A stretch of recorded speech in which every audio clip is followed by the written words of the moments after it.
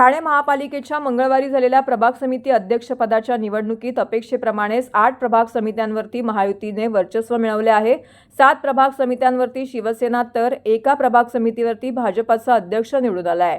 दुसरीकडे सर्वांचे लक्ष लागलेल्या मुंब्रा प्रभाग समिती अध्यक्षपदाच्या निवडणुकीमध्ये राष्ट्रवादी शरद पवार गटाने विजय मिळवला आहे।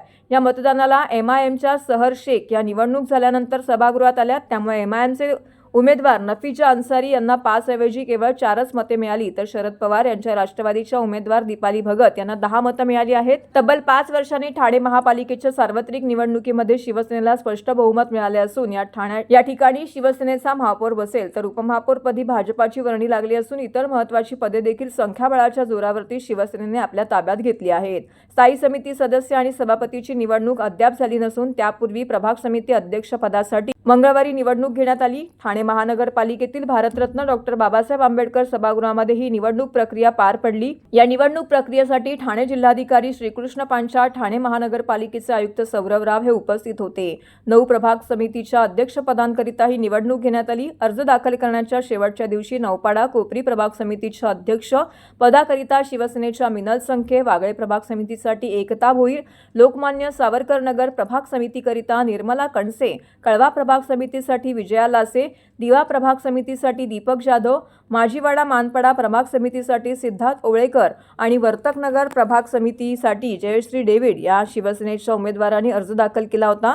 तर उथळसर प्रभाग समितीकरिता भाजपाचे नारायण पवार यांनी एकमेव उमेदवारी अर्ज दाखल केला होता।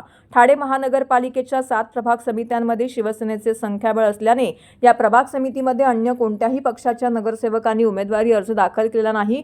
त्यामुळे झालेल्या निवडणुकीमध्ये या 7ही प्रभाग समित्यांवरती शिवसेनेचे उमेदवार बिनविरोध निवडून आलेत, तर उथळसर प्रभाग समितीमध्ये भाजपाचे सर्वाधिक सदस्य असल्याने या प्रभाग समितीच्या अध्यक्षपदी भाजपाचे नारायण पवार हे बिनविरोध निवडून आले। तर दुसरीकडे मुंब्रा प्रभाग समितीकरिता राष्ट्रवादी शरदचंद्र पवार गटाच्या दीपाली भगत आणि एमआयएमच्या नफीसा अन्सारी यांच्यात सामना होणार होता।